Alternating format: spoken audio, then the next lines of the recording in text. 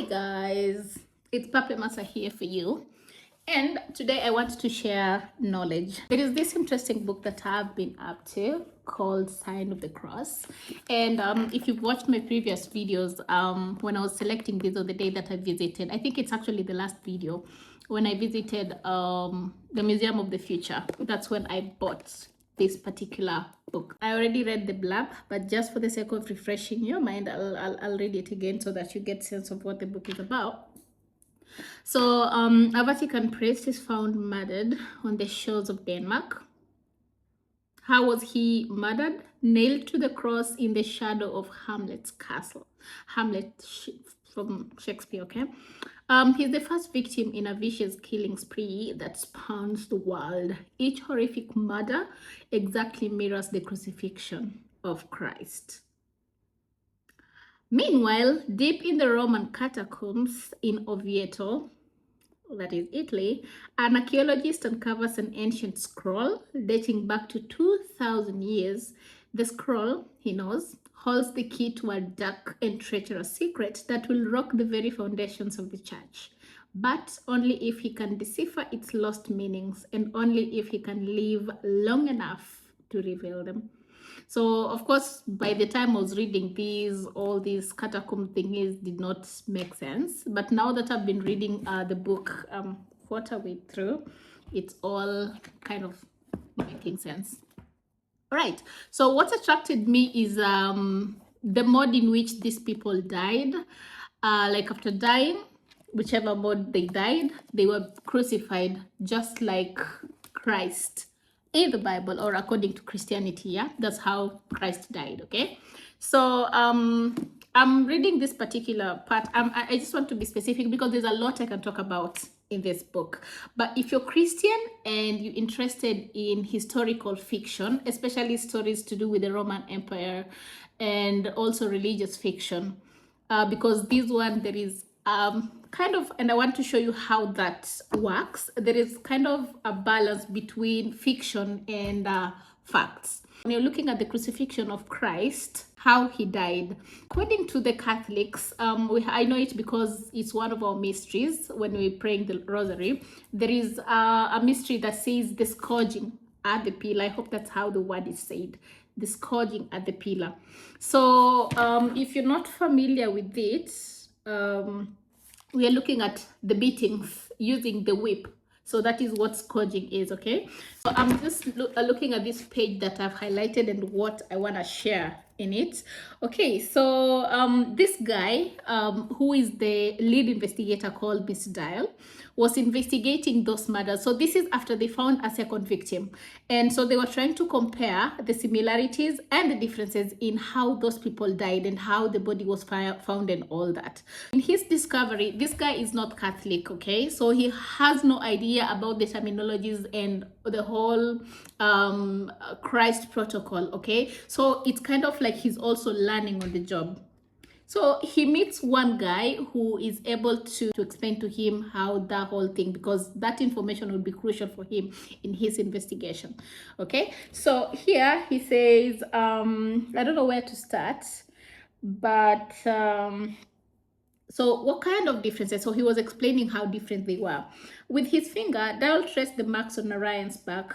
This one was beaten with some sort of a whip, and I mean beaten badly. We found more blood than skin. The victim was scourged. Scourged? Is that what the Bible calls it? That's what everyone calls it. You know, it's like someone telling you you're stupid, but you know, like, how comes you don't know you're the only person? But anyway, I don't blame him. It's context, yeah. Scourge, is that what the Bible calls it? That's what everyone calls it. It was so common back in the day that John didn't even have to explain it in the gospel. In John 19 verse 1, he wrote, they took Jesus and had him scourged. No need to go into details. Everyone knew what it meant. So this was kind of him telling Dial that it's kind of a common thing. Everybody knows what scourging is, okay? Okay, everyone but me, Dial mattered. What did the weapon look like? They used a whip called the flagellum. In Latin, it means little scourge. Okay, so when I also looked at the flagellum, I was like, the flagellum I know is biological. You know, when you're looking at the microscopic thingies that help the cells to move inside the body. So that's what I knew. So I also checked it out if it indeed it's actually called the flagellum. Apparently, it has a name, another name called the flagrum. Let me just check. Because I was asking ChatGPT, and then the first one that it gave me was the other one, the biological one. So I had to tell, shut, I'm talking about the flagellum, the whip that was used to beat Jesus Christ for when he was being crucified. And he was like, thank you for clarifying. You're referring to the flagellum or flagrum, the Roman whip used during scourging, not the bacterial. The Roman flagellum was intentionally designed. So we're looking at the design, and that is what this video is about, the design of the flagellum. They used a whip called the flagellum. In Latin, it means little scourge. There was nothing little about, I'll skip that because it's not relevant. That was intent. The flagellum is a leather whip with tiny balls on the end. They were made of bone or metal barbels. Some had tiny claws like barbed fishing hooks. They that way, when soldiers withdrew their weapons, they would rip off chunks of flesh. So I was looking at this, the way they were made, and also this one confirms the design. Typically, it included, number one, a short handle for a firm grip. So the picture is here, you can just refer to it.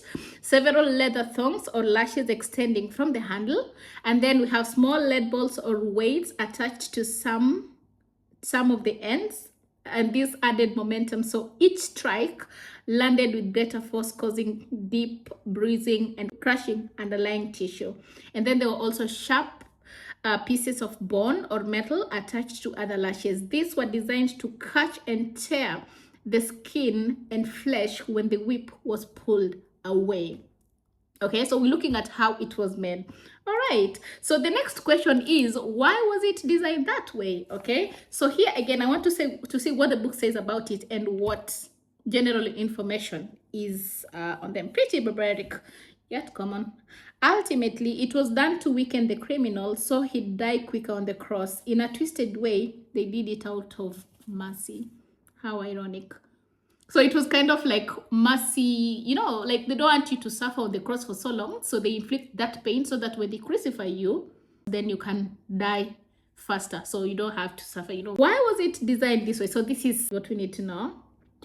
We told that the combination, the Romans intended scourging too, definitely, to inflict extreme pain. That's pretty obvious. Number two, to weaken the victim physically before execution.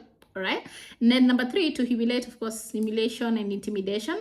And then sometimes extract confessions. Okay, yeah, that's common. So the much pain you have, then you'd be able to confess. So the combination of weighted balls and sharp fragments made the punishment far more severe than a simple whip. The weights increased the impact, while the bonds of metal tore the flesh, resulting in extensive injuries and significant blood loss. Okay, so that was the intention of it. So to exhaust you physically so that it would be easy for you to die when you are crucified. My God.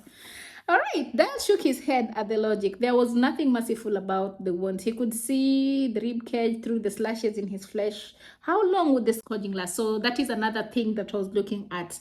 Okay, so according to this book, it talks about the Roman law limited it to 40 lashes, like 40 whips. Okay, most soldiers stopped at 39, one below the maximum. Okay, so they didn't want to get 40. According to this, it doesn't talk about the lashes, but it talks about the time period. The Bible does not say how long Jesus' scourging lasted, so we don't know the exact duration. But then, based on what historians know about the Roman scourging, it may have lasted anywhere from several minutes to around 20 to 30 minutes, depending on the orders that have been given by the Roman governor, the soldiers who are carrying out the punishment, and also how quickly the victim became physically exhausted. So if you're looking at 30 to 20, I think if you're looking at that time frame, then it's actually enough for this number of lashes that the book mentions. Because remember, we're saying that this is a religious fiction, so it combines factual details with fiction. So yeah, that is what the book is about. It's just interesting to actually learn that the flagellum, the whip that was used, it was actually structured that way because they thought that was actually helping. The mercy bit of it is what took me up there, but you should know. I think the next thing I'll be talking about is this book as a religious fiction, because it's also something interesting that you want to know, because why were they crucifying people? And there was actually a message, you see, like in the rosary, when you look at the rosary, there is that inscription up there, INRI. If you're Catholic, you'd be able to tell, or even if you're not Catholic, you can just look at any rosary and you'll see there is an inscription there. So these people were being crucified, and then on top of the cross there was that message. So for the first one, so the Vatican priest who died first, after he was scourged and crucified, the message that was up there was in the name of the Father. And then for the second person, had something to do with the Son. And then, of course, it's a series of murders, so we're expecting that the next killing, I'm not there yet, will be something related to the Holy Spirit. I mean, if you're Roman Catholic, you can actually relate to most of the stuff that this book is talking about, because the whole basis is the investigation is stopping the archaeologists from exposing the secret that would, you know, destroy the whole foundation of the of Christianity. You know, like kind of portraying that the whole Jesus Christ thing is a scam. So I've been doing some readings here, and it's actually interesting. It's only that I don't want to make this video longer than I intended it to, but it's a good read. It's a good read. I thought I should share that. Now you know that the whip was called a flagellum, and you know why it was designed that way.